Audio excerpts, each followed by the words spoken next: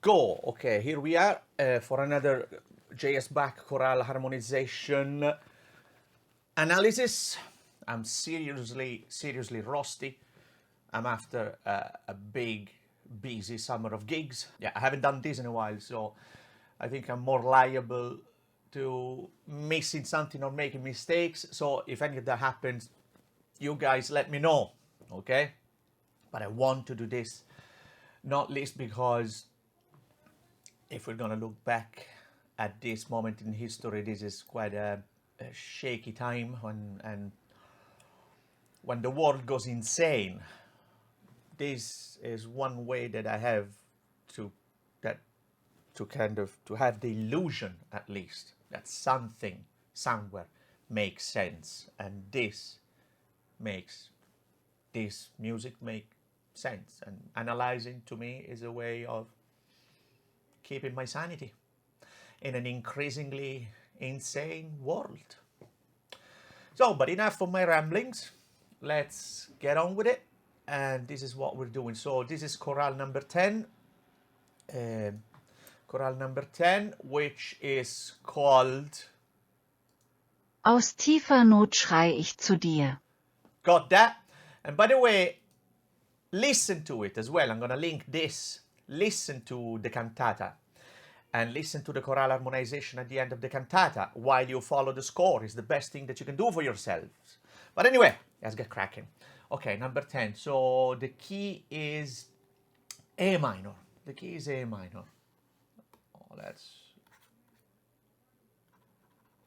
the key is A minor.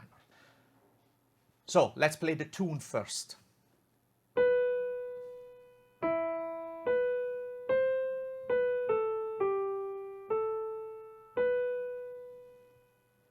Now the harmonization.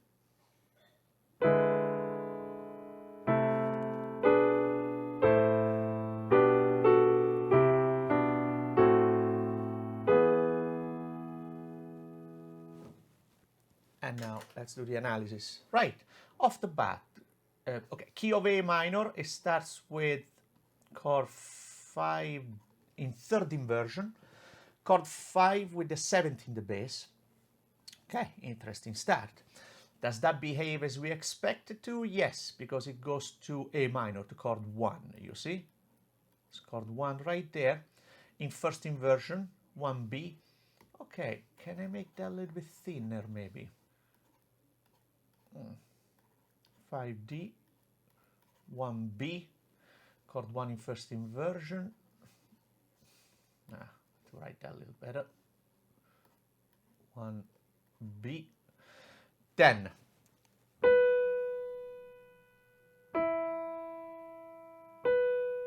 okay, then it's chord 7, is it? Because that's B, that's another B, that's a G sharp, that's a D, so there's no E right there, so that's chord 7. 7 diminished. Not to be confused with chord 7 with a G natural, which usually functions as 5 of 3. So to distinguish those two, I use the little circle to show that it's the diminished 7. I might put the function, no, I'll leave it 7 diminished. Okay, then it goes to 1. That's that. 7, chord 7 in first inversion, right? 7B. Yeah. Can I make this drawing a little bit thinner? There. Let's see, because that's a little bit too thick. Yes. 5, 7D. Going to 1B. Going to chord 7 diminished, also B in first inversion. I have the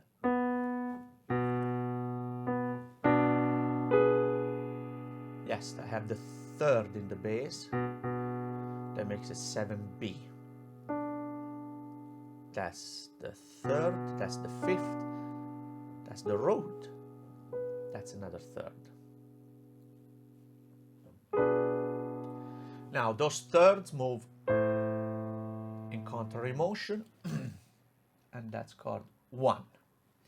By the way, chord 7 in first inversion, passing from chord 1 in first inversion and chord 1 in root position is quite standard, and I suggest you notice it, you take that progression and you practice transposing that progression in a few keys.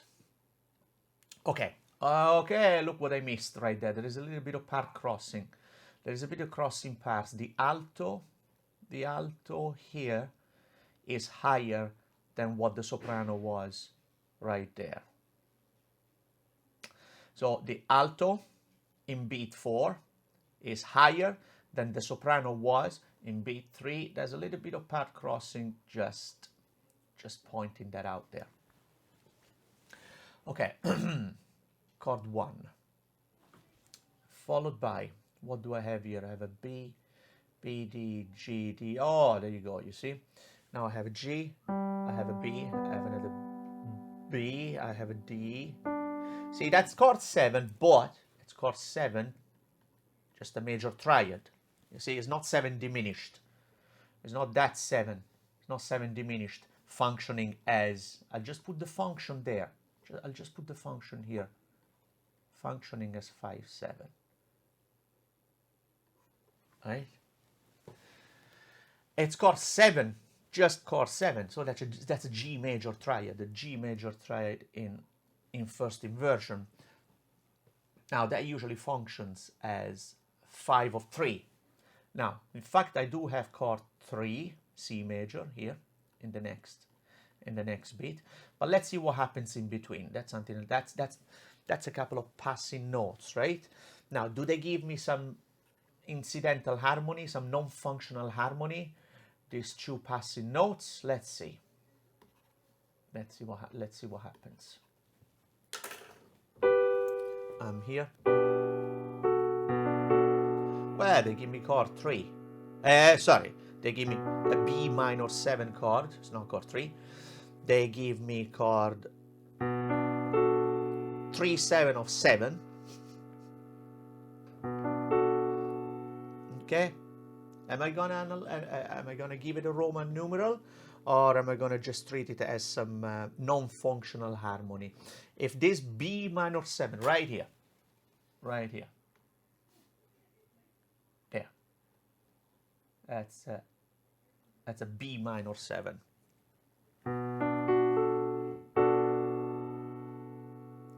Which is 3 of 7.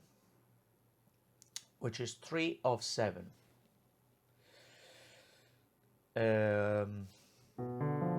3 sharp 5 of 7. No, I'm not gonna give it a Roman numeral. No, it's two passing notes. They just give me some non-functional harmony here. I'm gonna annotate it there. I'm gonna annotate it B minor 7, which, if I wanted to give it a Roman numeral, would be chord 3 with a raised 5th of 7. If I want to be split in here. But I don't, non-functional. The important thing is that here, on this beat, 7, chord 7 in first inversion, the G major triad, 5 of 3, behave exactly as expected. In fact, on beat 3 here, I have chord 3. Chord 3, C major, the relative major. Now, okay, what else happens with these two passing notes in the tenor, and the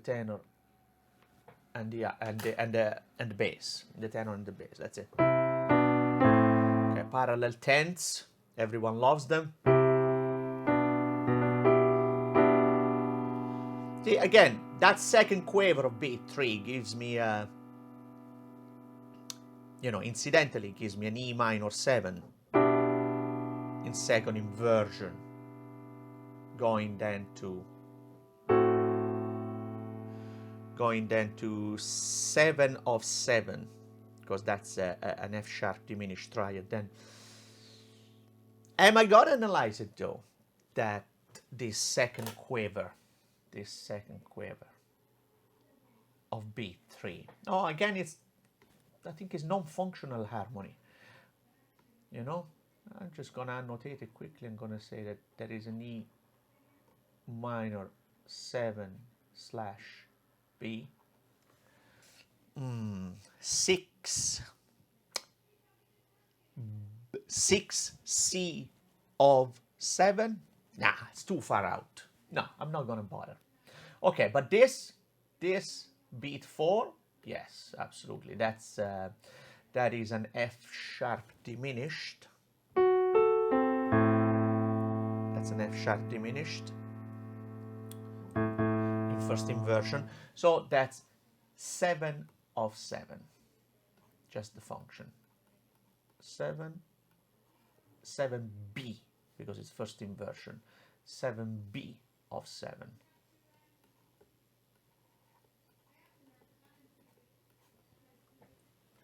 Seven B of 7, absolutely.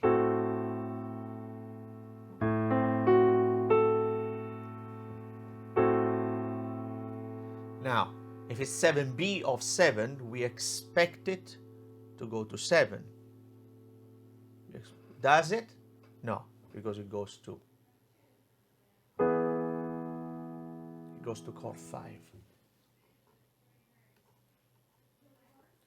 It goes to chord 5.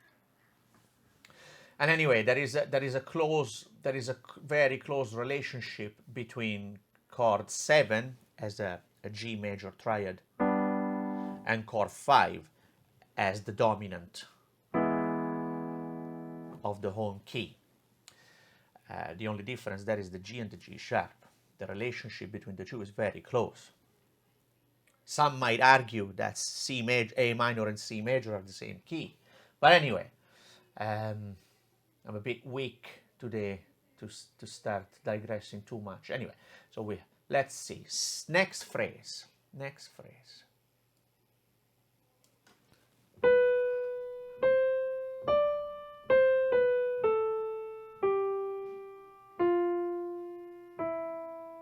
Yeah, that's F natural. That's F natural. There's no sharps or flats. So again, the tune.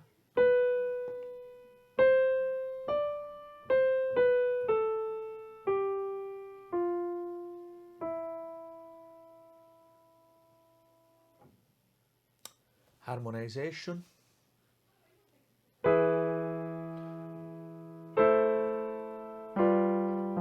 Interesting.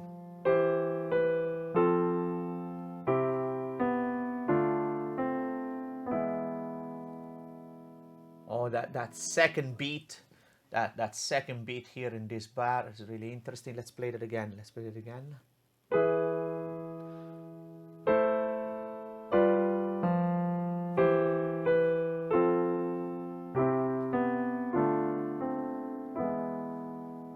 Right. Okay, so the first phrase finishes on the dominant, but we're still pulled by the tonic region. There's no such a thing as a secondary dominant which transfer the gravity towards the dominant more decisively. I still feel the pull.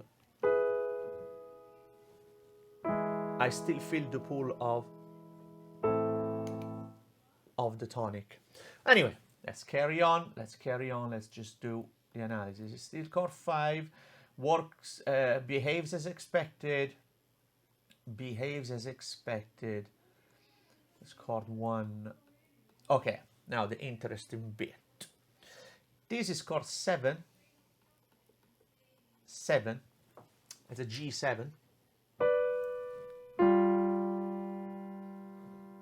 Coming from 1, that's a G7. Now that bass, look what happens with that bass. That bass drops also to F. So now we have a situation where we have that was the 7th, so it's expected to drop. Okay, it's expected to drop. Now that's if it was still chord G7, that would also be a 7. So, you know, oh my God, we have 2 7s. Oh, that's very dangerous. Not really, because first of all, it's not chord 7 anymore. Now it's chord 2. It's chord 2, which functions, by the way, as 5/7 of 3. But contrary motion sends that up and that down. So this F in the bass that behaves like a 7th, so drops to the 3rd of C major there. And this climbs up, so it kind of behaves differently, like what it is, like the 5th of the B diminished chord, and goes up to G. So nothing strange there, really. But you know, if they tell you, oh, you can't have 2 7ths, careful. That's not really no longer a 7th, you know, strictly speaking. But anyway, so this is down now chord 2, C. It's in second inversion. So that F is now the 5th of the chord, and contrary motion makes it become, the bass drops to E, the tenor climbs to G. Still functioning as chord 5/7 of 3. That's exactly what it wants. What it does. So this is chord 3 in first inversion. Chord 3 in first inversion. Let me put the function there. Okay, so chord 7/7 functions as 5/7 of 3. And 2C, oh my God, what am I going to put there? Or 2C functions as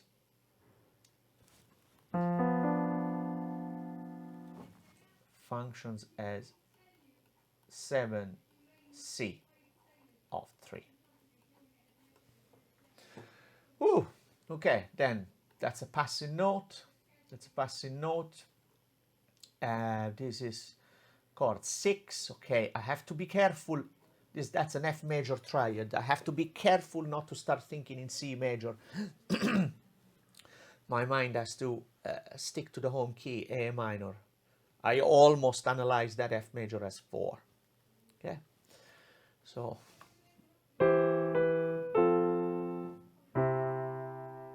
so I have F major. That's again chord 6, 3, 6, 3, another passing note. Okay, that's just a D minor. So I have 4.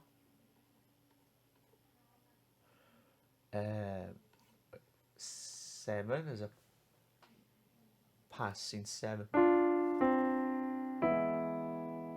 There's a passing 7 there, and again going to 5. Okay, not too bad. Let's carry on.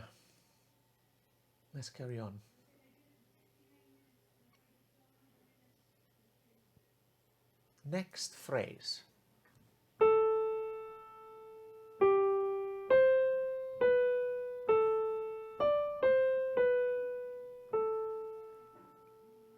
Finally, we get onto the tonic. Let me see the harmonization. Okay.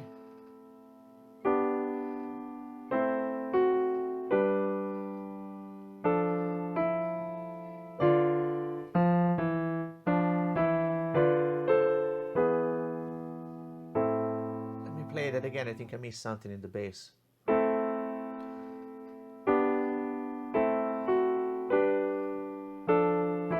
Yes. Straightforward. Okay, there is a little bit of crossing parts here, and between bass and tenor. There is bass and tenor. Yes, there is. The bass goes higher. The bass goes higher than the tenor just for that beat, and then they meet again on the same pitch right there on beat 3. Now let's see. So chord 1. This is chord. It's chord 7. B, the first inversion.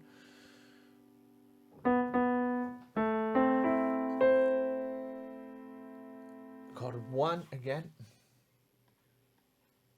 1 again. That's a passing note. Does it give me some incidental harmony? Yes, it does. Again, it gives me 7 of 7. Yeah, in first inversion. You know, I'm going to give it a Roman numeral there because it actually it behaves as that. So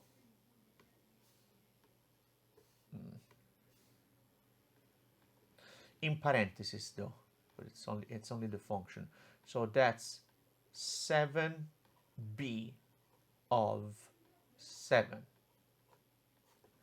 7b of 7. 7b, 7 first inversion of G major. G major, and that's B. Yeah, that's exactly what happens then. Chord 7, G major. Let's see what happens. Then F natural in the bass. Then that's chord 4. 7. That's chord 4. A D minor. Does anything happen on that quiver? Well, it's a nice sounding 4th, but that's all there is. It's a moment of dissonance on the second quiver of beat 2, a very weak spot. So we'll let it slide. Okay, first quiver of beat 3, right there. Again, that's chord 2. Chord 2, it's a B diminished triad, it's chord 2 in first inversion. Oh, yes. Okay, so it's chord 2. That's chord 2, B, first inversion. Chord 5 on that beat. Do I have something worthy of a Roman numeral on the second quiver of that beat? Let's see what happens. Well, yeah, it makes it become chord 4 with a 7th. And chord 4, you know, same function as chord 2. It's a predominant function. You see? Same function as chord 2. So look, I'm gonna give it a Roman numeral. So that's chord, like right there, chord 4 with a 7th.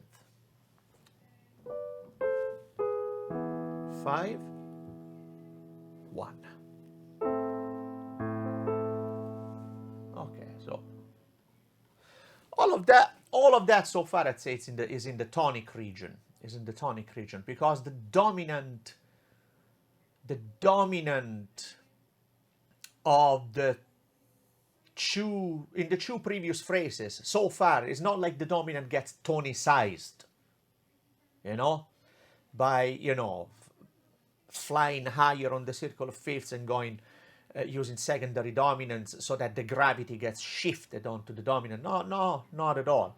It's just cadencing on the dominant. So I'd say all of that is in the tonic region. Again, I'm only a peasant, you know. If anybody sees a mistake, please let me know, you know. Let's carry on. Okay, so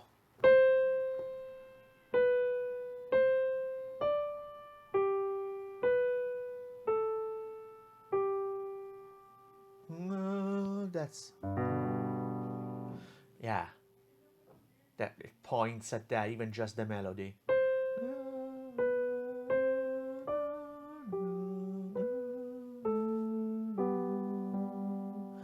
Okay, harmonization, let's see. Right.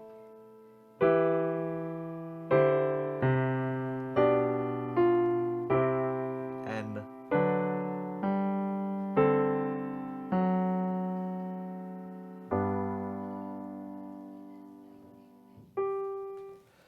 da, da, da, da. Okay, analysis.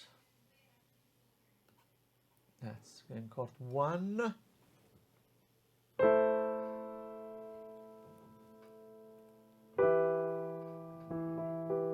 This is 5 minor.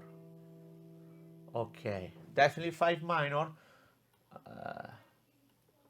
For the eventually the function of that, I'm gonna have to see what comes after. Let's see. Now what do I have? I have this. Oh,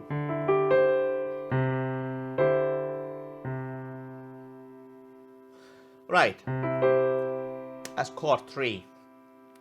That's chord 3 with a 2-1 appoggiatura in the bass. Well, yeah, it's an appoggiatura. It's an accented passing note. Accented passing note. It goes from the E, to the C on the beat. So that's chord 3. That's chord 3.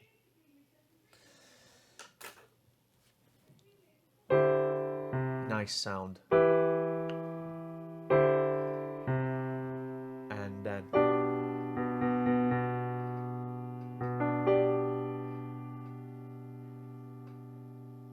that's chord 7, G major. Chord 7. Oh, with a passing 7 there, which I'm going to put in the Roman numeral because it does go to C major, chord 3. And now what do I get? I get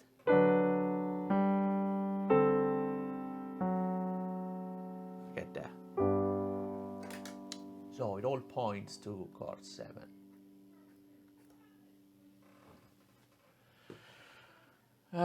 Right. So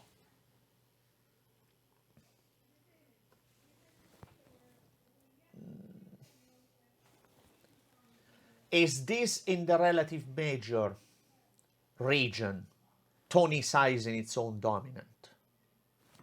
Let me see what happens quickly in the next phrase. Quickly, what does happen in the next phrase?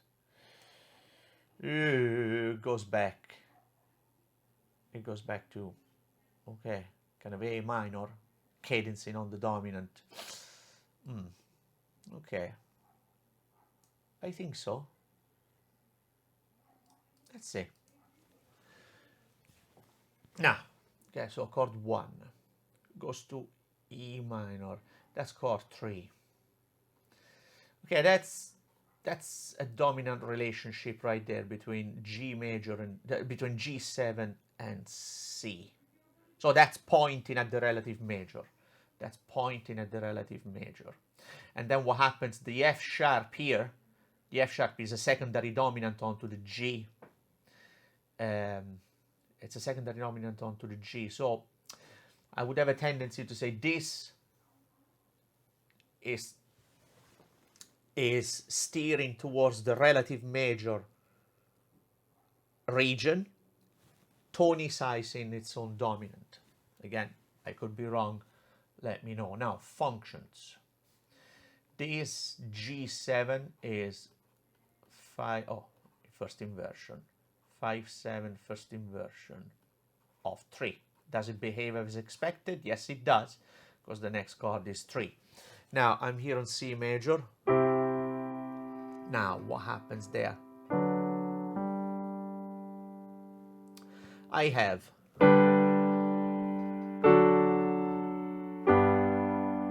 that's what's there, right? But I have an appoggiatura That's what it is. I'm not going to analyze this as a B minor. No, that F sharp is an appoggiatura, which gives me chord 7. Now, chord 7 in second inversion. Write that a little better. Chord 7 in second inversion. That F sharp is an appoggiatura.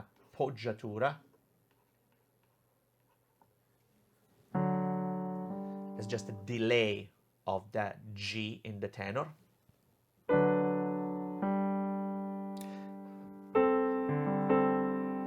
Now this is 5 of 7. This is 5 of 7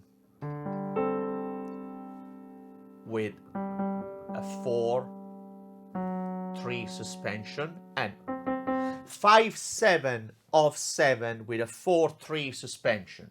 I'm gonna put it right here. 5-7 of 7 with a 4-3 suspension. And then of course it goes to 7. So say that's a cadential second inversion. That's bread and butter. That's what it is, with an appoggiatura and a suspension to enhance the interest. The appoggiatura and the suspension are both in the tenor, in that order.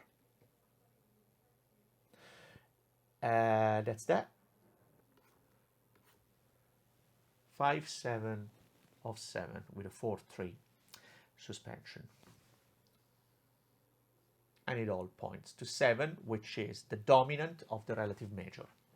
So I think that this cadence is pointing at the relative major region, harmonic region. Let's carry on. Tune.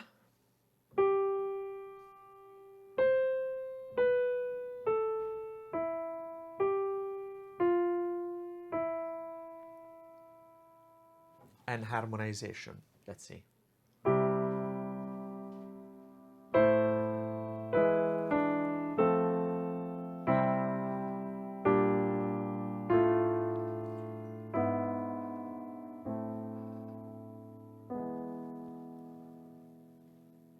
Lovely.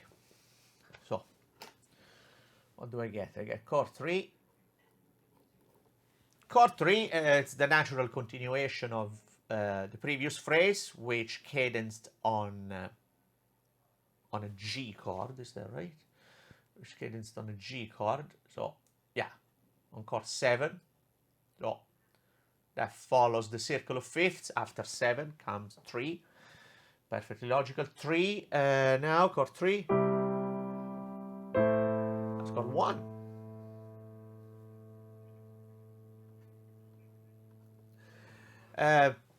Quite a standard root movement, down a third. It's root movement, stepping in, going in thirds is very common. Now, 1, then I have chord 5 with a 7th in the alto there. Okay, that's chord 6. So we have on what's referred to as a deceptive cadence, interrupted cadence, whenever, you know, when 5 doesn't resolve to 1 but resolve to something else, most often chord 6. That's what we have here. That's what when it happens in a minor key. Okay, 6 goes to, there's a plagal relationship there between the F and the C major. Chord 6 to 3 is like saying chord 4 to 1 in a major key. Chord 6 to 3 in a minor key is like saying 4 to 1 in a major key. There's a plagal relationship there, again, very common. Now, anything strange happening? Okay, now that B flat, the B flat hits us. Oh, okay, so that's a G minor. That's a G minor triad. How do I analyze that? That would be chord 7 with a flat 3. Chord 7 with a flat 3. How does that function though? You see, if I'm... How does that function? Let me analyze it first. Okay, that's 7 with a flat... it's too tight. Let's see. Let me put it in the middle of the staff, but that took us 7 with a flat 3. It's in first inversion.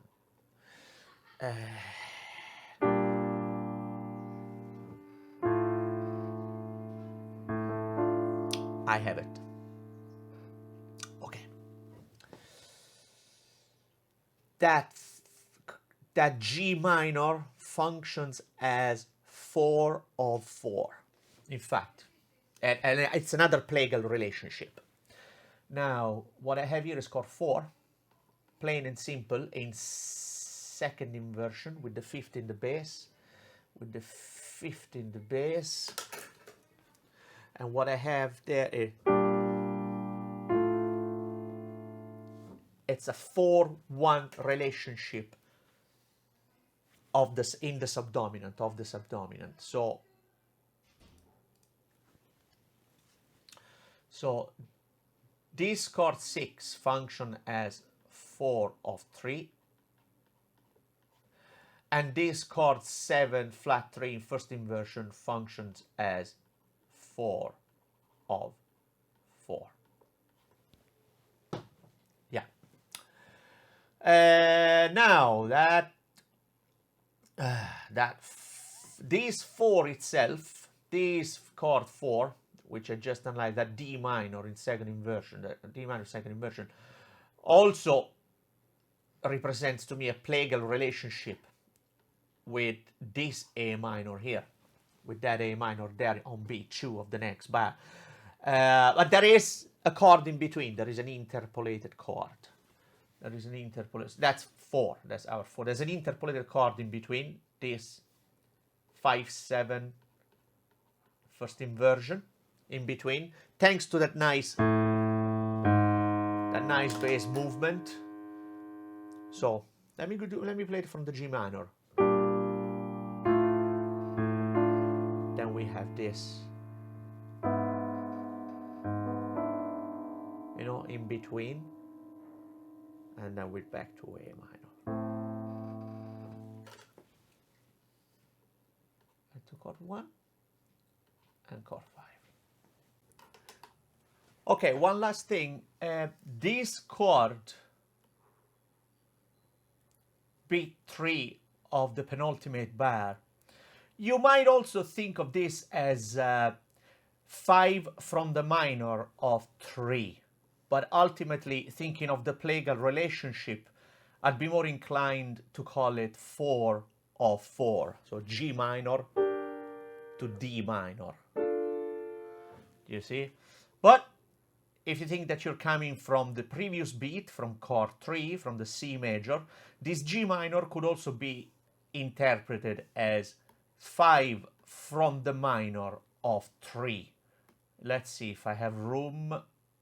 Oh, no, I'll just annotate it maybe there. 5 from the minor of 3. In parentheses because it's a function. Just that.